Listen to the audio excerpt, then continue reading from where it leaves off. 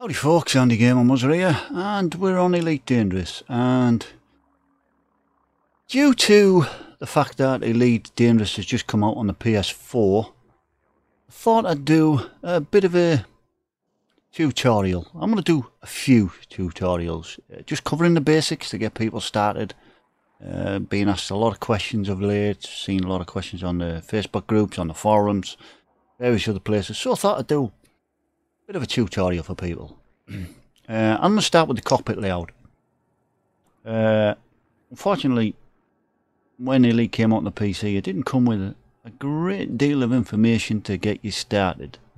So let's see what I can do. I'm going to start at the top and work my way across, then back down and across. So let's get going, and hopefully you'll find it useful.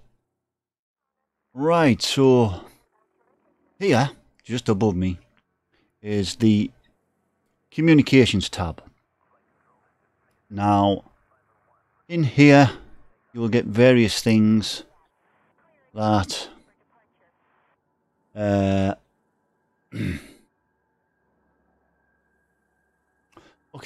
up here is the Communications tab, and in here you'll get various forms of communications from other players that are online to NPCs that are messaging you, such as if you get scanned, somebody might say, oh, you're no good to me, you've got nothing.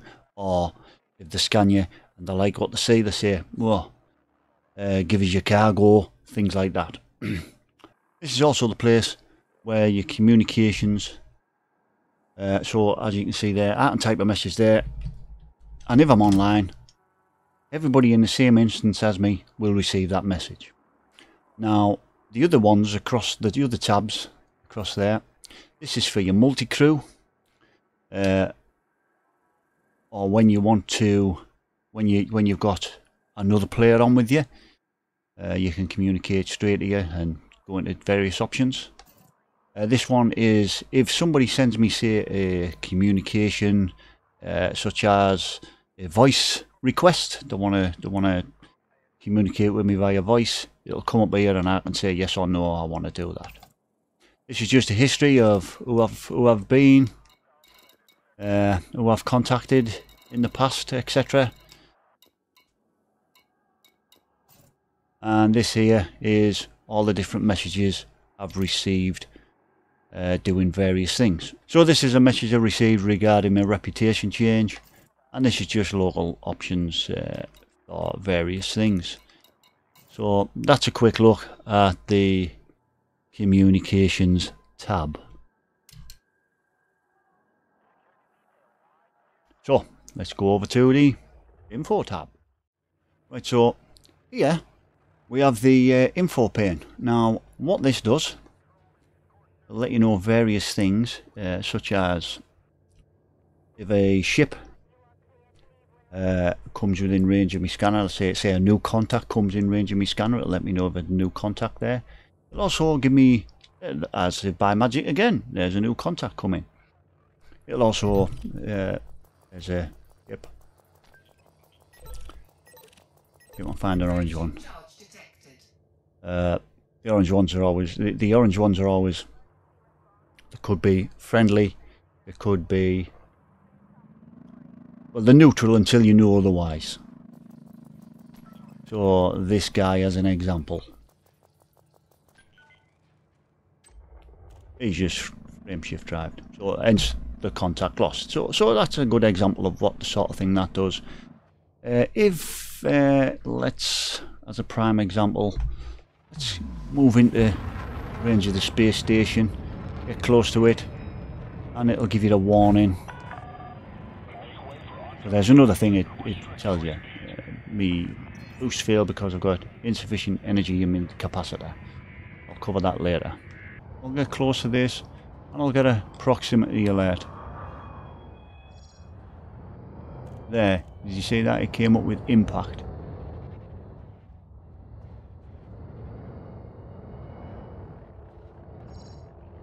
There again, impact. And again. You start getting close, you you get warnings show up in there.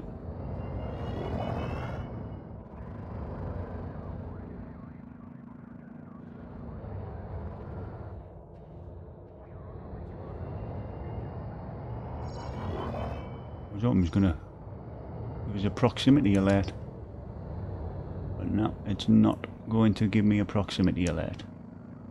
Such a shame.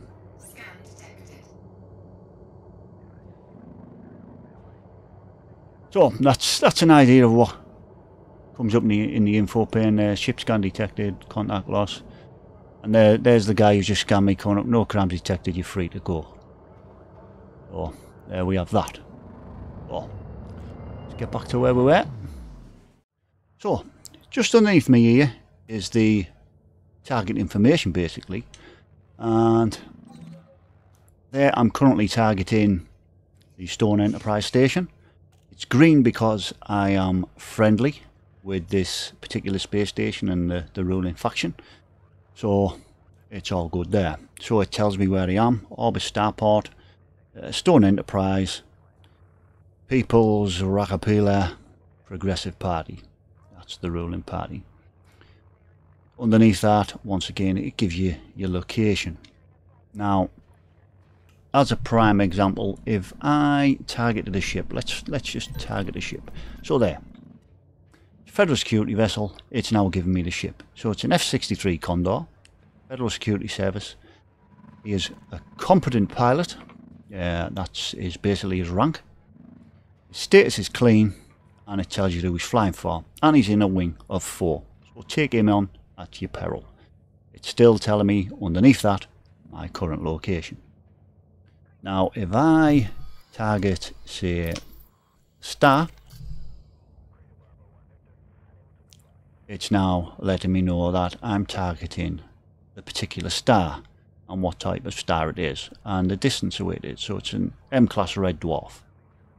And so there we have that. There's an interesting ship.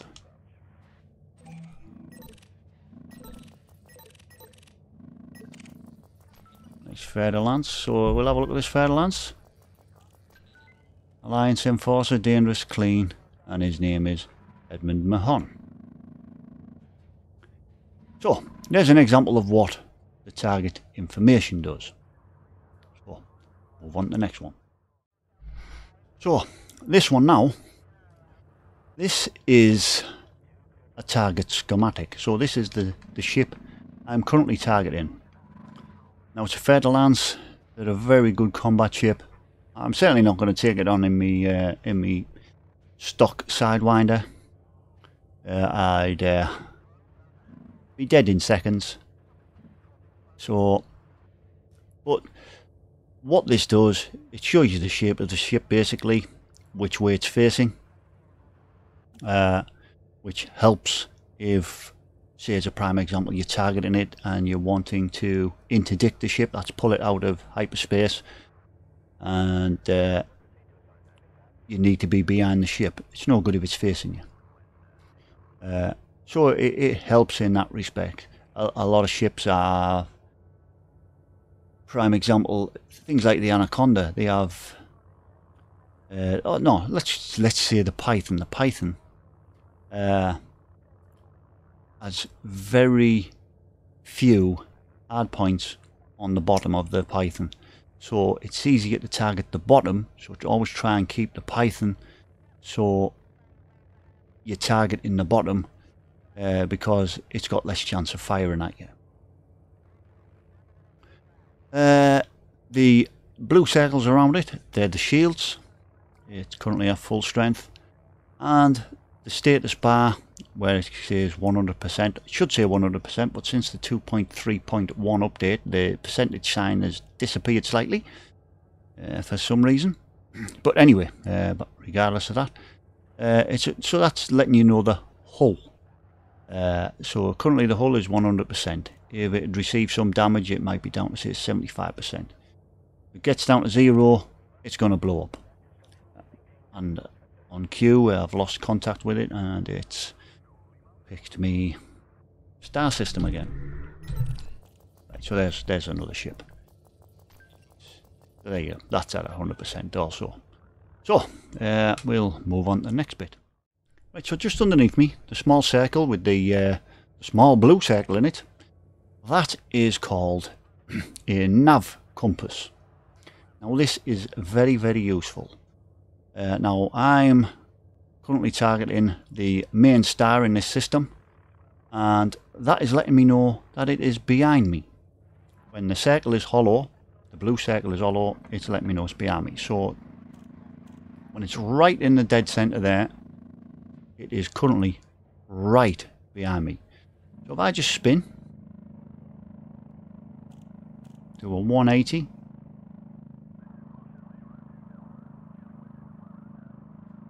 there's the star system, and you'll see that that's gone solid. So if I target, if I was targeting the main space station here, that would then go solid. Oh no, it wouldn't, because I haven't targeted it. So I'll go in here and lock destination, that's it. Now there you go, that's solid. So that is now, I'm now locked onto the space station, and that's what's going to always be in the navigation compass. This also helps you when you're going into land. I'll show you that when I do a landing tutorial. I'm going to do a takeoff and landing tutorial in the same video. So they really help you locate the landing pad that you need to be on going into these space stations. Right, on to the next bit. So underneath me now is the main scanner.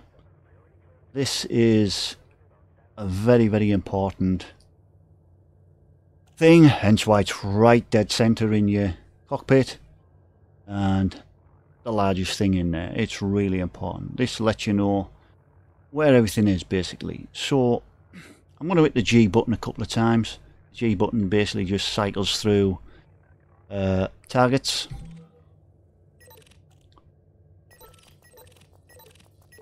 Right, so there we've got John Carter in his ship. It's gone off there for some reason. We'll go with him then. Federal security vessel. That's that same guy we've or his mate that we've seen before in the group of 4. So as you can see, there is a square now, a green square in there that has triangular brackets around it. Now that just lets me know that the more than less than brackets let me know that he is currently targeted by me. That's what they let me know. If I get G again, they will move to a different ping on the scanner. There you go, they've gone right over there. So we'll move to that one. And there it is. And as you can see, they help with where you need to be to get your ship looking at the particular target you've got selected currently. Now the green ones mean they're friendly. The yellow, orangey ones, they're currently neutral until you scan them and find out otherwise. Now, they may come up wanted, but that won't necessarily mean they'll turn red. Red is an enemy. It won't necessarily mean they'll turn red until either A, they attack you, or B, you attack them. So basically, they're neutral to you until they act or you act otherwise. Greens will turn red if you attack them. It's as simple as that. Now there's a white one there. That will be a wake. Yep, an high energy FSD wake. And what that means is if you've got a wake scanner, you can scan that and that will tell you where that ship has just gone. Great when you're trying to track and trace a ship. Right, let's get back to this scanner. This scanner, you can change the range of the scanner. As you can see, at the bottom of the scanner, there's a yellow oblong shape moving up and down. Well, sorry, left and right. That's basically lets you know the range of the scanner. As you can see, it all moving in and out. To the left of the scanner, and you will see a curved bar. That is your heat. That is currently at 34%. That's what the 34% represents. When it goes into them sections nearer the top, that's when heats start getting dangerous, and when it gets to the top, that is when you're at critical levels and the chances are you're going to explode. So try and keep your heat out of them lines, basically. To the right, there's another curved bar. This is your speed. So as a prime example, I'll start reversing. There you go. I'm now reversing. I'll do a spin.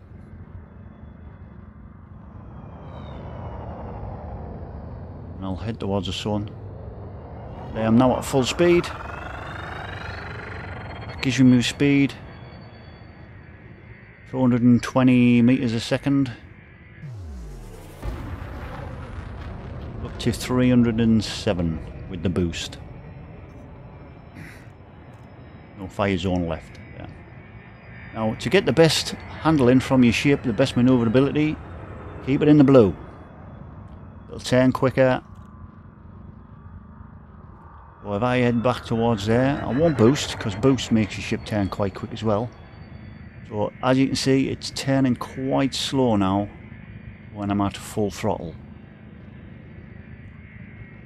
Get back to seeing the sun. There we go. So as you can see, it was turning quite slow. Get back in the blue, let the speed come back into the blue, and spin it again. You can see the difference in the speed. They're turning for maneuverability. In combat, always try and keep it in the blue. Same as go underneath the blue, and maneuverability slows down again. Well, there we have it. Now, as I was saying, boost. If I go to full power, and you see how slow it is, you boost, that'll push your ship round a little bit quicker. All little things to take into consideration when you're in combat. So, it's a scanner, heat and speed covered.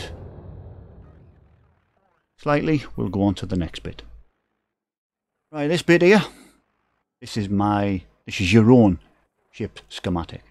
I'm in a Sidewinder, exactly the same as most of you that I've just started to play the game.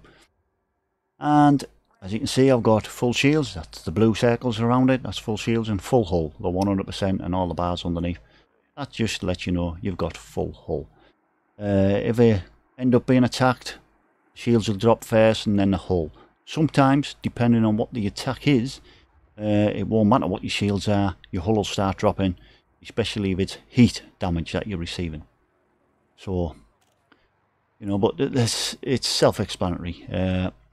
Let you know what you're doing, sort of pitch you're doing, yaw, etc. But other than that, it's functional for what you need to know. So, on to the next bit. Right, so here, just underneath me here, is the power distributor. I currently have as much power as I can get to the engines. Reason for this is I'll go to full speed, and then I'll drop the power from the engines. I'll put it to the weapons in the system.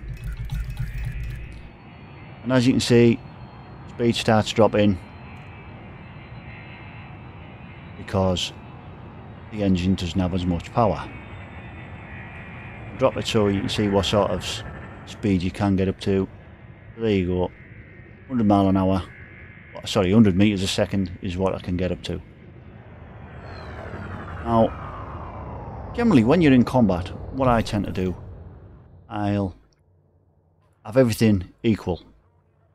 However, if I'm seem to be flying against a ship that's not quite maneuverable, not very maneuverable, I'll put all the pings to the system or the weapons.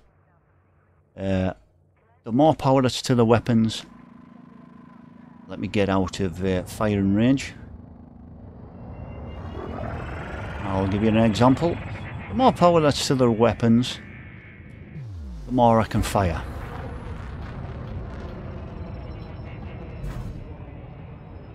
Oh, better that back. You also need power to your engine for your boost. Right, I've left the no fire zone so I can get back to doing what I was doing.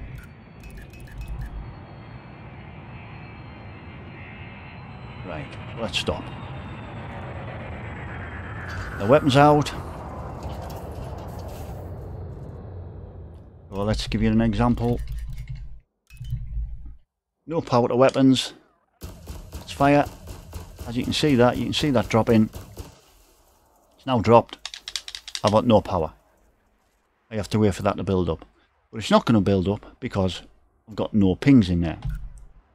Stick one in, you'll see it'll start to come back up. There you go. It'll soon go down again though, because I don't have enough. But you can see it's charging. You can see the pulse laser is charging. So if I put all the power there, look how quick it's charging now. Charging so much quicker. So now I can fire. It'll still drop, and it'll still get to the point where I can't fire no more. It'll fire really slow, as in that it's firing really slow. But that's an example of why you take power from the engines and put it to your weapons and your shields. So there you go. Now, if I'm not getting shot at so much, put all my power to the engines, sorry, to me weapons, and maybe my engines. Now, if my shields is taking a battering, I may just fly defensively and put everything to the system and the engines, because system recharges your shields quicker. Unfortunately, I can't give you an example, but you'll see that when I do. I'll do basically a basic combat one to get you started in the Sidewinder. I'll do a combat one just to give you an example of what happens with your system when you're getting shot. So that's basically the power distributor. So on to fuel and the other little bits that are left. Right, so here we have the signature bar, fuel, and the status of mass, landing gear and cargo scoop. I'll start with I'll start from the bottom. Cargo scoop. If you're in combat with a ship and you blow it up, it may drop some cargo. You deploy the cargo scoop, and you can then scoop up that cargo for your own gains to sell. Or you may have to smuggle it because it may come up as stolen. That's basically that. You also use this cargo scoop, say if you're doing a salvage mission, you'd need to use the cargo scoop to retrieve the salvage. There's various reasons you can use the cargo scoop. You'll find them out as you play the game. Landing gear, self-explanatory. Deploys your landing gear so you can land. That's about it. Landing gear deployed. Landing gear retracted. Not a difficult one. Now mass lock. Let me show you what mass lock does. When you're close to something like this space station, mass lock will appear.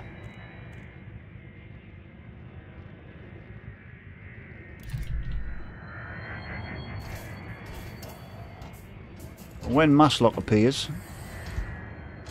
there's various things you can't do, and one of them is engage your frameshift drive. So I'll wait to get close enough for this to engage. Boost in, get me closer quicker.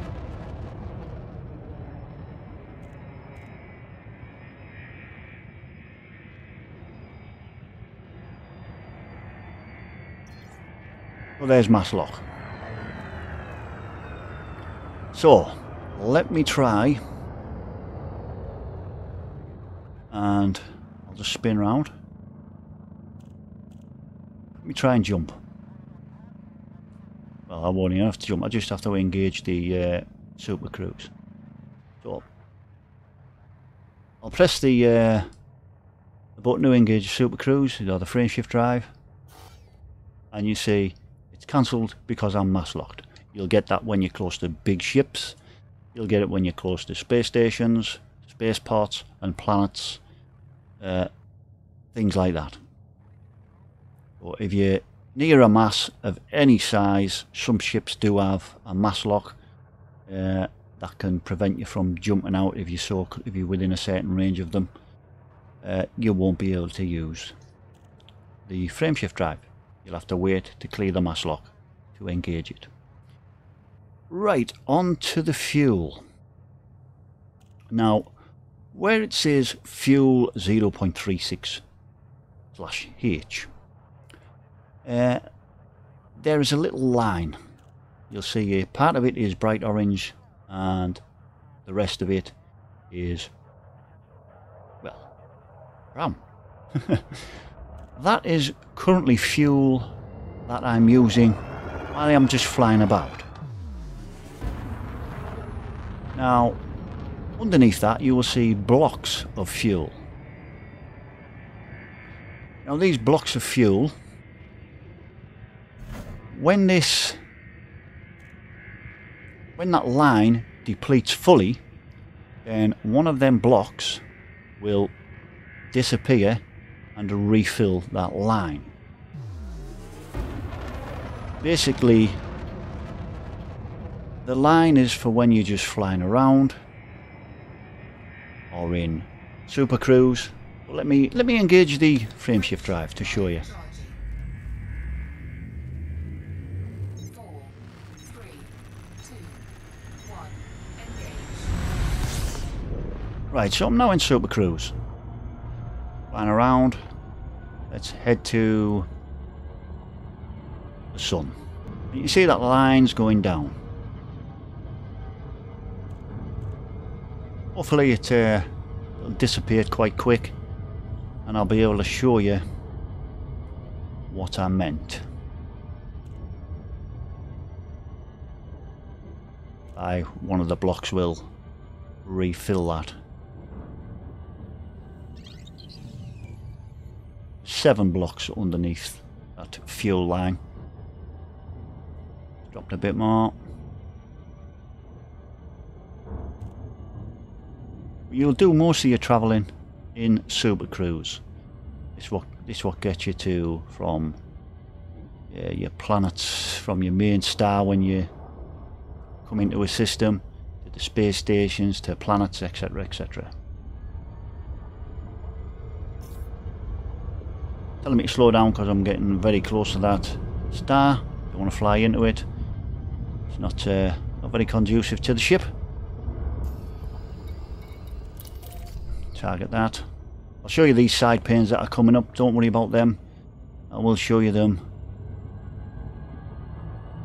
in another tutorial what you do with them. Right, there's only one little bit left.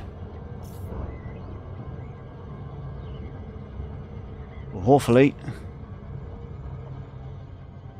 it's gone now, but any minute now this fuel line will fill up again,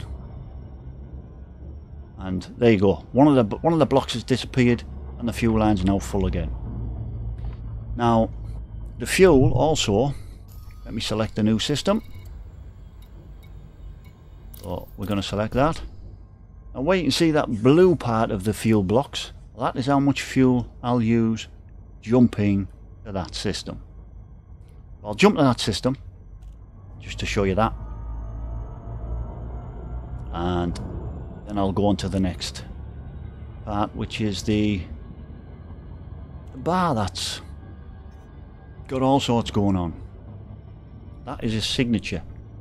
That's your ship's signature. So let's jump here. I'll show you how much fuel gets used. As you can see, there's going to be that almost a full block of fuel gets used going here. 4, 3, 2,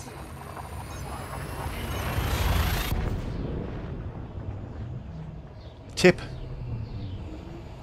when you, as soon as you enter the frameshift drive, enters hyperspace, then zero your throttle, so you don't come out of hyperspace and start flying towards the sun. Always zero your throttle. The FSD cooldown, that's just a frameshift drive cooling down from its hyperspace jump. So as you can see, that's used more fuel. So we'll jump back just to give you another example. There you go, blue again. That's how much fuel you're going to use again. We're still in Supercruise. You always come out of the frameshift drive out of hyperspace into Supercruise until you disengage it. frameshift drive charging. We'll go back here to Rockapila, however you pronounce it.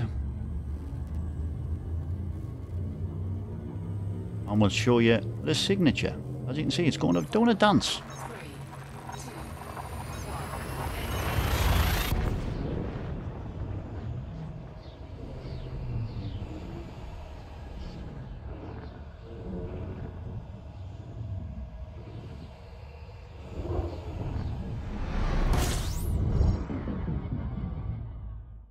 Right, so the signature basically lets you know how much heat the ship is giving off. Now, the more heat your ship's giving off, the easier it is going to be to spot it on the scanner. So there is a thing you can do to alleviate that. So say if you're smuggling, the last thing you want is to be scanned. If you're smuggling stolen items or illegal cargo, etc., the last thing you want is to be scanned. So what you do is turn on silent running. Shields offline. You're visible only via sight, but you're not visible because you're generating no heat. Now your heat is getting soaked up by your ship.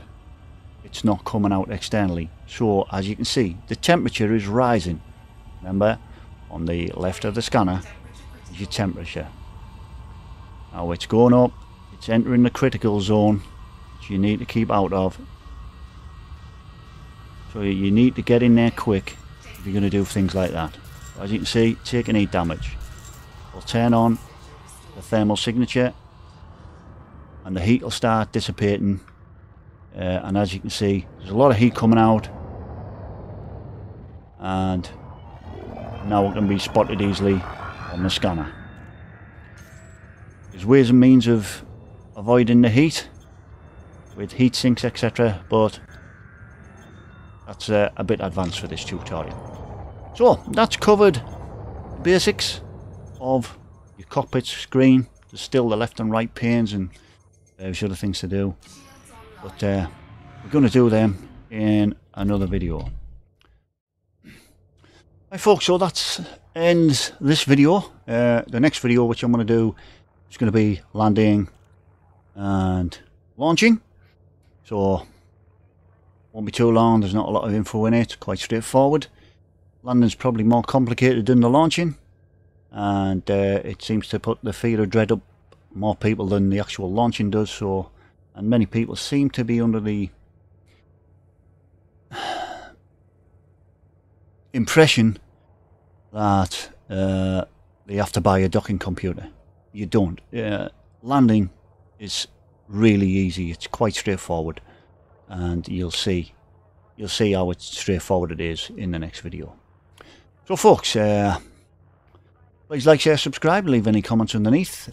Subscribe, hit the logo up there, and to watch the other videos in the Elite Dangerous playlists,